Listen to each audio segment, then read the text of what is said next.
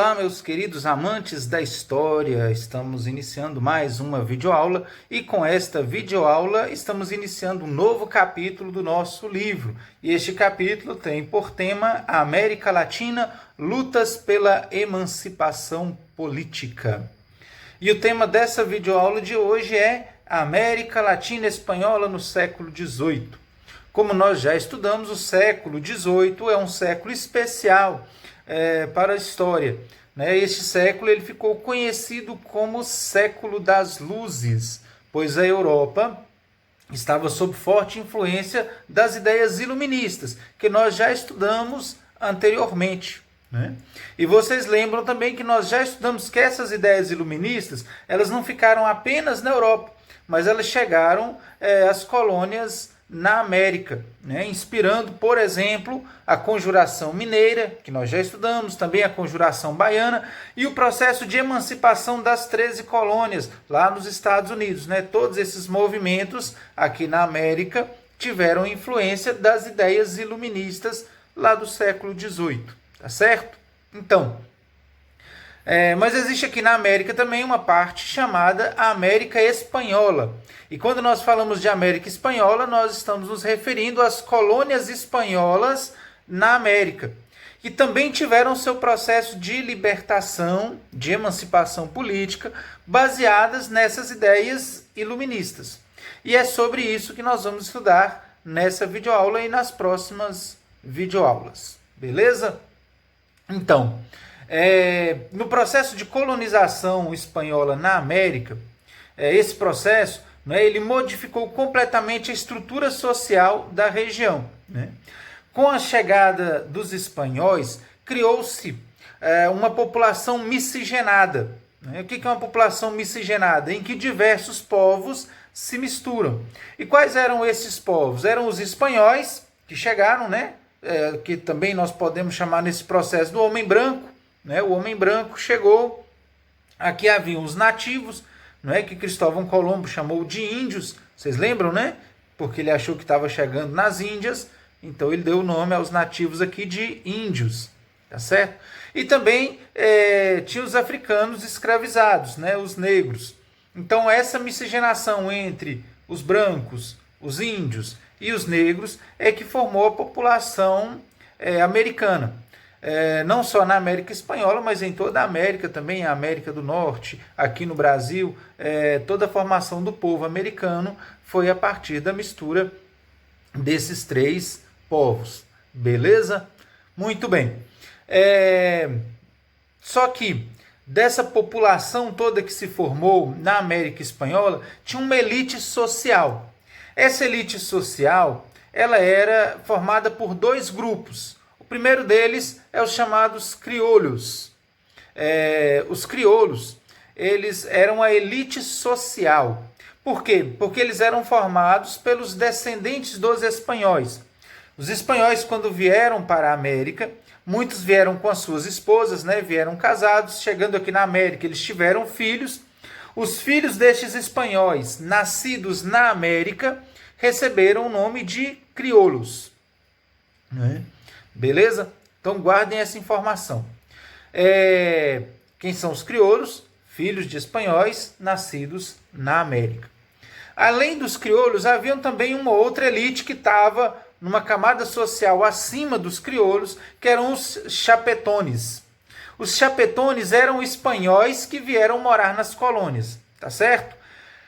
É muito importante vocês gravarem a diferença entre os crioulos e os chapetones, porque essa diferença é que é fundamental no processo de emancipação política da América, porque é no conflito entre esses dois grupos que vai acontecer a emancipação política da América. Então, crioulos, filhos de espanhóis nascidos na América, chapetones, espanhóis que moravam na América. Beleza? Muito bem. Os chapetones, eles ocupavam os cargos mais altos na administração das colônias. E esses cargos eles não podiam ser ocupados por crioulos. Apesar dos crioulos serem descendentes de espanhóis, eles não podiam ocupar os altos cargos, tanto na esfera civil quanto na esfera militar. Os cargos mais altos eram sempre ocupados pelos chapetones. Então, além disso, havia um descontentamento dos crioulos com o pacto colonial.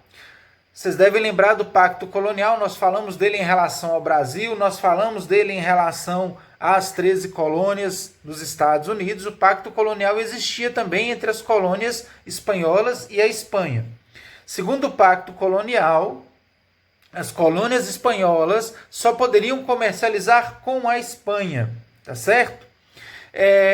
E era a Espanha que determinava os preços dos produtos que eram produzidos aqui na América Espanhola, certo?